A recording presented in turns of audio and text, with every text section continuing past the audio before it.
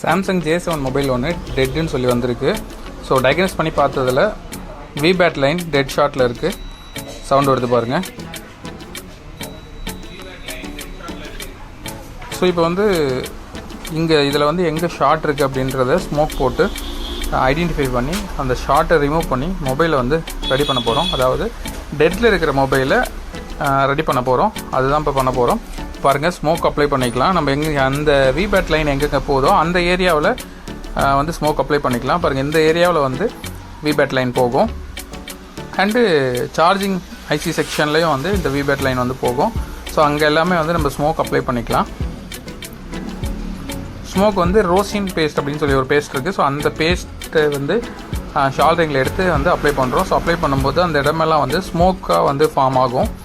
So ஸ்மோக்காக form ஆகிட்டு நம்ம பேட்ரிக்கு voltage, battery லைனில் வந்து விபேட்டில் வந்து வோல்டேஜ் கொடுக்கும்போது எந்த கெப்பாசிட்டர் வந்து ஷார்ட் ஆகிருக்கோ அந்த கெப்பாசிட்டர் வந்து அப்படியே வந்து மெல்ட் ஆகிறது நல்லாவே தெரியும்.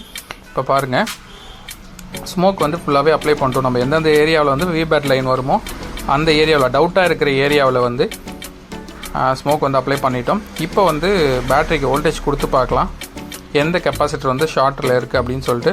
பெரும்பாலும் வந்து கெப்பாசிட்டர் தான் வந்து ஷார்ட் ஆகும். ஸோ அது வந்து எந்த இடத்துல ஷார்ட் இருக்குது அப்படிங்கிறத வந்து இப்போ ஐடென்டிஃபை பண்ண போகிறோம். பாருங்கள்,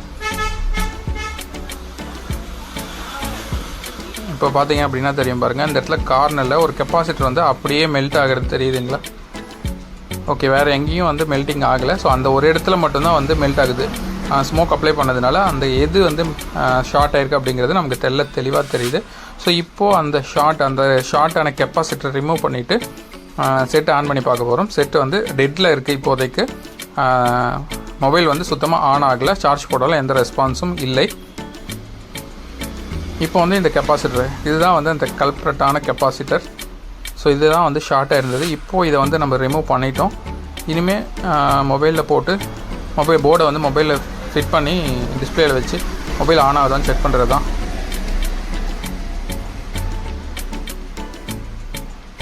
இப்போ வந்து ரோசின் பேஸ்ட் அப்ளை பண்ணி ஸ்மோக் போட்டிருந்தோம் இல்லையா? ஸோ அதெல்லாம் வந்து ஐபி வச்சோ தின்னர் வச்சோ வந்து க்ளீன் பண்ணிக்கலாம். ஃபஸ்ட்டு க்ளீன் பண்ணிட்டு இப்போ வந்து செக் பண்ணி பார்க்குறோம். இப்போ வந்து ஷார்ட் இல்லை. இப்போ மொபைலில் வந்து போட்டு ஆன் பண்ணுறோம். செட்டு சக்ஸஸ்ஃபுல்லாக வந்து ஆன் ஆகிடுச்சு. உங்களுக்கும் இந்த மாதிரி மொபைல் சர்வீஸ் பண்ணணும், ஏதாவது டெட் மொபைலில் இருக்க சர்வீஸ் பண்ணோம் அப்படின்னா நம்மளை வந்து காண்டாக்ட் பண்ணுங்கள். மொபைல் நம்பர் டிஸ்கிரிப்ஷனில் இருக்குது, செக் பண்ணி பாருங்கள். இப்போ இந்த மொபைலை வந்து ஆன் பண்ணிட்டோம் சக்ஸஸ்ஃபுல்லாக. ஸோ டெட்டில் கஸ்டமர் கொடுத்தது வந்து டெட்டுன்னு சொல்லி டெட் கம்ப்ளைண்ட் வந்து கொடுத்துருந்தாங்க. நம்ம இந்த மொபைலை சக்ஸஸ்ஃபுல்லாக வந்து ஆன் பண்ணியிருக்கோம்.